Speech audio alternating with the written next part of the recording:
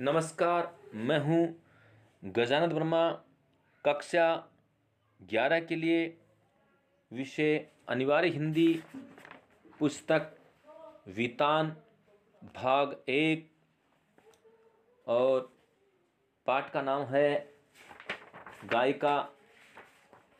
भारतीय गायिकाओं में बेजोड़ लता मंगेशकर और कुमार गंधर्व ने इनके बारे में लिखा है। आज इस पाठ में अब इसका दूसरा पार्ट पढ़ते हैं, सेकंड पार्ट। तो हम चर्चा करें थे इस पाठ में इससे पूर्व कि किस प्रकार से लता मंगेशकर ने जितने सारे गाने गाए, संगीत के जितने सारे ने काम किए, उनके अंदर लता ने बहुत ही सुंदर तरीके से पेश किए, किंतु फिर भी उसमें कुछ कमियां रह गई है। तो इन कमियों के बारे में बताते हुए कवि कहना चाह रहे हैं कि इन्होंने जितने सारे गाने दिए, एक लंबी पट्टी पर इन्होंने गाया, तो इसमें लता का कोई दोष नहीं है। फिर भी इनके गानों में जो कमियां हैं, किस तरह से क्या कमी रह गई है इनके गानपन में, इसके बारे में इस पाठ में हम आगे पढ़ेंगे। एक प्रश्न उपस्थित किया जाता है कि शास्त्रीय संगीत में लता का स्थान कौन सा है। शास्त्रीय संगीत में जितने सारे लोगों ने जो गाने गाए, जो गीत संगीत किया, उनमें कौन सा स्थान है। मेरे मत से प्रश्न खुद ही प्रयोजनहीन है। उसका कारण यह है कि शास्त्रीय संगीत और चित्रपट संगीत में तुलना हो ही नहीं सकती। एक तो चित्रपट संगीत और एक शास्त्रीय संगीत। चित्रपट संगीत और शास्त्रीय संगीत में तुलना नहीं हो सकती। जहां गंभीरता शास्त्रीय संगीत का स्थायी भाव है, मूल भाव है, वहीं जल दलय और चपलता चित्रपट संगीत का मुख्य गुणधर्म है। चित्रपट संगीत का ताल प्राथमिक अवस्था का ताल होता है, जबकि शास्त्रीय संगीत में ताल अपने परिष्कृत अर्थात अपने द्वारा सुधार किया हुआ रूप माना जाता है। चित्रपट संगीत में आधे तालों का उपयोग किया जाता है। चित्रपट संगीत आधे ताल होते हैं, उसकी लयकारी बिल्कुल अलग होती है, आसान होती है। यहाँ गीत और आघात को ज़्यादा महत्व दिया जाता है। सुलभता और लोच को अग्र स्थान दिया जाता है। तथापि चित्रपट संगीत गाने वाले को शास्त्रीय संगीत की उत्तम जानकारी होनी आवश्यक है,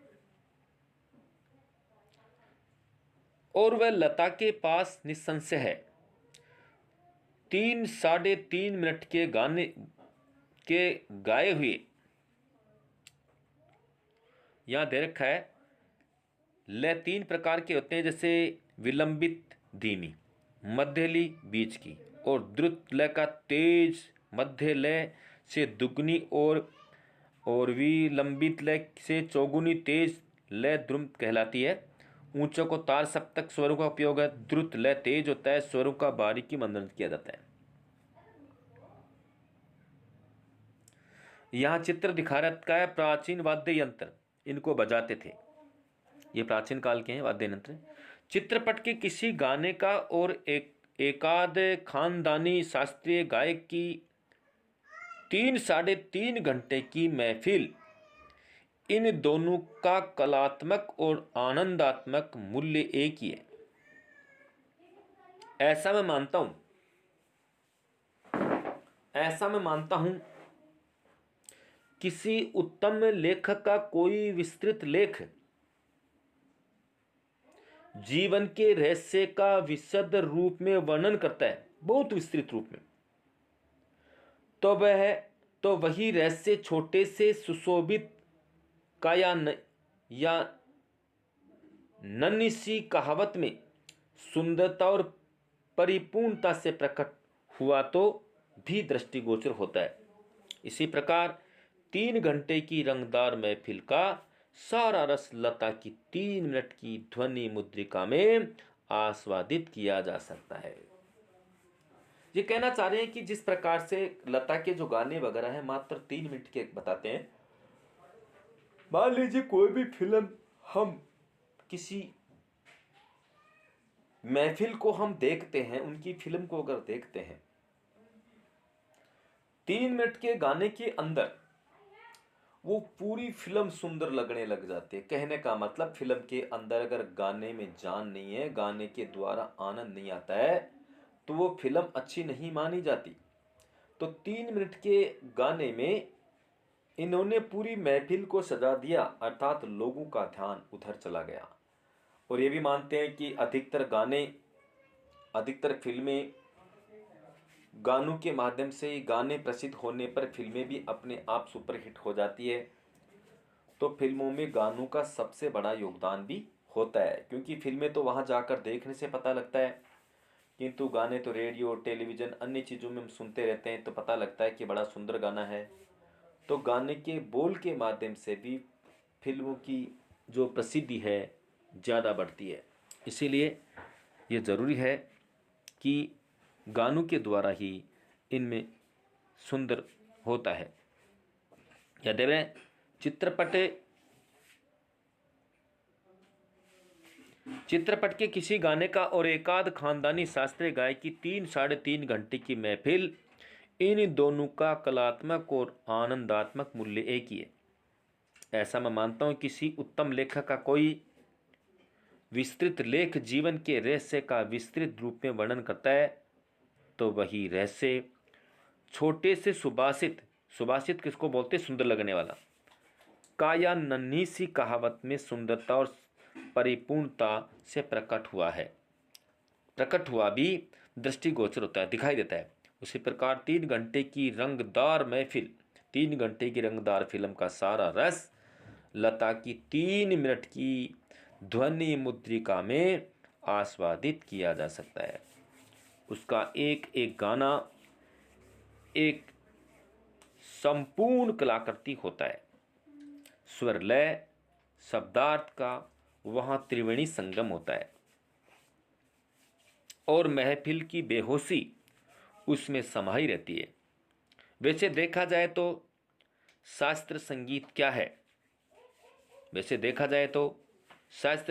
क्या और चित्रपट संगीत क्या, अंत में रसिक को आनंद देने की सामर्थ्य किस गाने में कितना है, इस पर उसका महत्व ठहराना उचित है।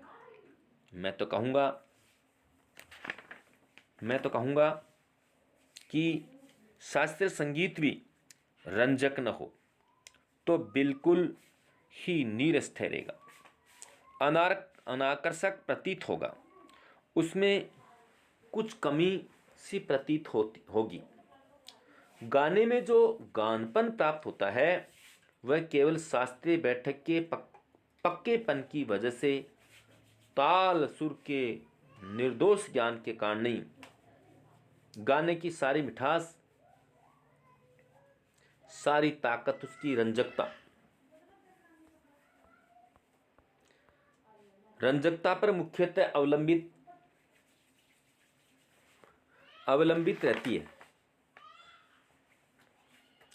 और रंजकता का मर्म रसिक वर्ग के समक्ष कैसे प्रस्तुत किया जाए, किस रीति से उसकी बैठक बिठाई जाए और श्रोताओं से कैसे सुसंवाद साधा जाए, इसमें समाविष्टि है। क्योंकि बात उभर कर सामने आती है कि कोई भी शब्द, कोई भी आवाज अगर है, उस आवाज को किस तरह से पेश किया जाए, किस तरह से बोला जाए, उसी बात को, उस स्वर को, उस ध्वनि को किस तरह से बोला जाए कि सुनने वाले जो श्रोतागण हैं उनके दिल और दिमाग पर उस वाणी का असर हो जाए, एक जादू सा असर वो वाणी करे। इसलिए गानपन में जो कुछ गाया जाता है बहुत सोच समझ करके, किस ताल से, किस लय से, किस तरह से गाया जाए, जिसके कारण आवाज को लोग ज्यादा से ज्यादा पसंद करें। इस तरह की आवाज उनको तैयार करनी पड़ती है, वैसी आवाज उनको बोलनी पड़ती है।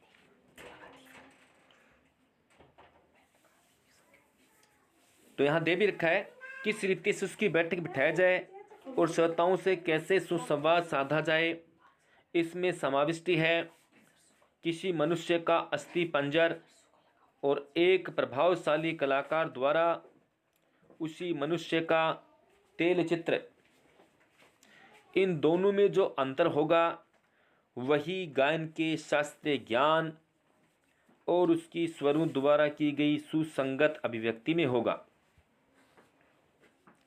संगीत के क्षेत्र में लता का स्थान अव्वल दर्जे के खानदानी गायक के समान ही मानना पड़ेगा। क्या लता 3 घंटे की महफिल जमा कर सकती है? ऐसा संशय व्यक्त करने वालों से मुझे भी एक प्रश्न पूछना है। क्या कोई पहली श्रेणी का गायक 3 मिनट की अवधि में चित्रपट का कोई गाना उसकी इतनी कुशलता और रसोत्तकता से गा सकेगा?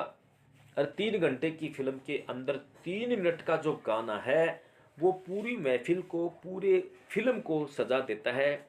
ऐसा बड़ा कठिन काम है, किंतु ऐसा जादू लता मंगेशकर ने करके दिखाया है।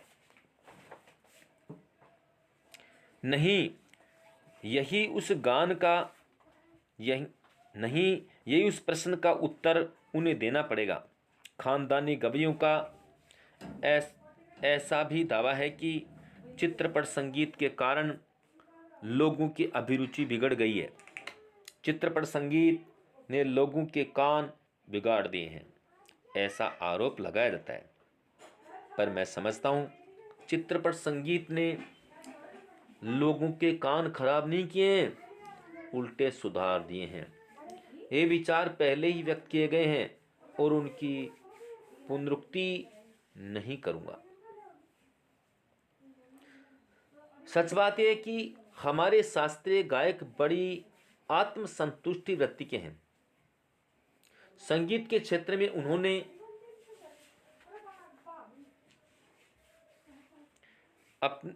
उन्होंने अपनी हुकुमशाही स्थापित कर रखी है।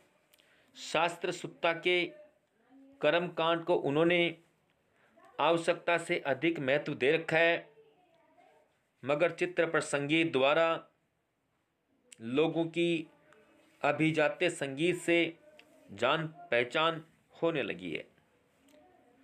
उनकी चिकित्सक और चौकस वृत्ति, मतलब किसी बात के लिए तैयार रहना, अब बढ़ती जा रही है। केवल शास्त्रीय शुद्ध और नीरस गाना उन्हें नहीं चाहिए, उन्हें तो सुरीला और भावपूर्ण गाना चाहिए। और ये क्रांति चित्रपट संगीत ही लाया है। मतलब गानपन के अंदर ही दे रखा है कि जो आवाज़ है ना वो सुरीली होनी चाहिए, बढ़िया होनी चाहिए। ये सारा कामकाज तो चित्रपट संगीत ने ही किया है। चित्रपट संगीत समाज की संगीत विषयक अभिरुचि में प्रभावशाली मोड़ लाया है। चित्रपट संगीत की ललकदारी उसका एक और सामर्थ्य है, ऐसा मुझे लगता है। उस संगीत की मान्यताएं, मर्यादाएं, झंझटें सब कुछ निराली हैं। चित्रपट संगीत का तंत्र ही अलग है। यहाँ नवनिर्मिति की बहुत गुंजाइश है। जैसा शास्त्रीय रागदारी का चित्रपट संगीत दिग्दर्शन ने उपयोग किया है, उसी प्रकार राजस्थानी, पंजाबी, बंगाली प्रदेश की लोकगीतों के भंडार को भी उन्हें खूब लूटा है। ये हमारे ध्यान में रहना चाहिए। धूप का कौतुक करने वाले पंजाबी लोक संगीत या लोकगीत, रुक्स और निर्जल राजस्थान में पर्जन्य की याद दिलाने वाले गीत, पहाड़ों की घाटियों, खोरों में प्रतिध्वनित होने वाले पहाड़ी गीत, ऋतु चक्र समझाने वाले और खेती की विविध कामों का हिसाब लेने वाले कृषि गीत, और ब्रजभूमि में समष्टि सहज मधुर गीतों का अतिशय मार्मिक रसानुकूल उपयोग चित्रपट क्षेत्र के प्रभावी संगीत दिग्दर्शकों ने किया है और आगे भी करते रहेंगे। थोड़े में कहूँ तो संगीत का क्षेत्र ही विस्तीर्ण है। वहाँ अब तक अलक्षित, असंशोधित और अदृष्टिपूर्व ऐसा खूब बड़ा प्रांत है, तथापि बड़े जोश से उसकी खोज और उपयोग चित्रपट के लोग करते चले आ रहे हैं। फलस्वरूप चित्रपट संगीत दिनों दिन अधिकाधिक विकसित होता जा रहा है। ये कहना चाह रहे हैं किस प्रकार से इन इन चित्रपट संगीत को कहाँ का काम मिलेगा। राजस्थानी, पंजाबी लोक गीतों में इनको लिया गया, पहाड़ी गीत है, ऋतु चक्र है, इसके माध्यम से समझाने की कोशिश की है लोगों में। इसके कारण क्या कि अधिक से अधिक रुचि बढ़ी है। अधिक से अधिक रुचि बढ़ने के कारण ही लोगों ने इसको पसंद किया, जिसके कारण लोगों का मनोरंजन हुआ है, लोगों को आनंद आए। पहाड़ी क्षेत्र में रहने वाले लोगों ने पहाड़ी गीत गाए, राजस्थान में रहने वालों ने राजस्थानी, पंजाब में रहने वाले लोगों ने पंजाबी। इस तरह से क्या है कि अलग अलग प्रांतों के लोगों ने अलग अलग गीत संगीत प्रस्तुत किए हैं, किंतु क्या है कि चित्रपट संगीत के कारण ही उनके अंदर इस बात की वृद्धि हुई है किस तरह से क्या है कि अपने गानों को पेश किया जाए, जिसके कारण लोगों में आकर्षण का केंद्र बने, लोग उसको पसंद करें। अरे भाई, कोई गाना बड़ा सार का है, बड़ा ज्ञान का है, लेकिन जरूर नहीं कि उस ज्ञान और सार के गाने को कोई लोग सुनेंगे या टीवी के माध्यम से देखेंगे। बात यह आती है कि जो बोलने वाला है व्यक्ति, उसके बोल कैसे, उसकी आवाज़ कैसे डिपेंड उस पर करता है। और ये भी पाठ के माध्यम से बताया गया है किस प्रकार से लता मंगेशकर के जो गाने थे मात्र 3 मिनट के हुआ करते थे, किंतु उस रंगदार 3 घंटे की फिल्म को उनको गाने सजा देते थे, आनंद से भाव विभोर कर देते थे। लोग उनके गानों को सुनने के लिए बेताब हो जाते। आज भी देखिए, कोई भी फिल्म जब रिलीज होती है उससे पहले उसके कुछ गाने प्रसारित होने लग जाते हैं और गानों के माध्यम से फिल्म सुपर डुपर हिट तक पहुंच जाती है। क्योंकि फिल्म तो लोग उसको पूरी को देखेंगे जब पता लगेगा क्या इसकी स्टोरी है, क्या इसका लय है, किस तरह से इस फिल्म को बनाया गया है। किंतु देखिए कि आवाज़ का जो कसक है, कितना आकर्षण है, उसको हम दूर दराज चलते हुए भी सुन सकते हैं। तो क्या है कि इस प्रकार से क्या है कि लता मंगेशकर के द्वारा गाए गए जो गाने मात्र 3 मिनट के हुआ करते थे, किंतु क्या है उसके माध्यम से किसी फिल्म को, किसी चीज को सजाया जा सकता था। ऐसे इस चित्रपट संगीत क्षेत्र की लता अन्य विशिष्टि सम्राज्ञी है। और भी कई पार्श्व गायिकाएं हैं, पर लता की लोकप्रियता इन सभी से कहीं और अधिक है। उसकी लोकप्रियता के शिखर का स्थान अचल है। बीते अनेक वर्षों से वह गाती आ रही है और फिर भी उसकी लोकप्रियता अबाधित है। कई वर्षों से लगातार गा रही है, फिर भी क्या उसकी लोकप्रियता अबाधित है, अर्थात उसकी लोकप्रियता में कमी नहीं है। आज भी नए गाने वो गाती है। याद रखा कि बीते कई वर्षों से गाती आ रही है और फिर भी उसकी लोकप्रियता अबाधित है। लगभग आधी शताब्दी तक जन मन पर सतत प्रभाव रखना आसान नहीं है। ज्यादा क्या कहूँ, एक राग भी हमेशा टिका नहीं रहता। भारत के कोने कोने में लता का गाना जा पहुँचे, यही नहीं परदेश में भी उसका गाना सुनकर लोग पागल हो उठे। ये क्या चमत्कार नहीं है, और ये चमत्कार हम प्रत्यक्ष देख रहे हैं। ये चमत्कार हम प्रत्यक्ष देख रहे हैं। ऐसा कलाकार शताब्दियों में शायद एक ही पैदा होता है। ऐसा कलाकार आज हम सबके बीच है। उसे अपनी आंखों के सामने घूमता फिरता देख पा रहे हैं। कितना बड़ा है हमारा भाग्य। ये कहना चाहते हैं लेखक, इसके माध्यम से कहना चाहते हैं कि जिस लेखक ने, जैसे कुमार गंधर्व ने लता मंगेशकर के बारे में जो कुछ लिखा है वास्तव में सराहनीय है। उन्होंने लिखा है कि लता मंगेशकर ने कितने लोगों को अपने गाने के माध्यम से, अपने संगीत के माध्यम से अपनी ओर आकर्षित किया है, और इसी के माध्यम से आज भी उनके गानों को हमारे भारत के अंदर प्रत्येक कोनों में, प्रत्येक स्थान पर उनको याद किया जाता है। ठीक उसी प्रकार से विदेशों में भी क्या है कि इनके गानों को बहुत ज़्यादा पसंद किया जाता है, क्योंकि उनकी आवाज़ में इतना कसक है, इतनी जादू है, जिसके कारण लोग विदेशों में बैठे भी इनकी आवाज़ को सुनने के लिए बेताब हो जाते हैं, सुनने के लिए तैयार हो जाते हैं। क्योंकि इनकी आवाज़ में वो कसक है, वो आनंद है, वो जादू है, वो आकर्षण है, जिसके कारण की आवाज़ को लोग पसंद करते हैं। देखिएगा आज की जो नई युवा पीढ़ी है वो नए गानों को पसंद करते, फिर भी क्या है कि लता मंगेशकर आज भी बिना रुके बिना थके आज भी नए गाने भी गा रही है, जिसके कारण वो उनके गाने आज भी चल रहे हैं।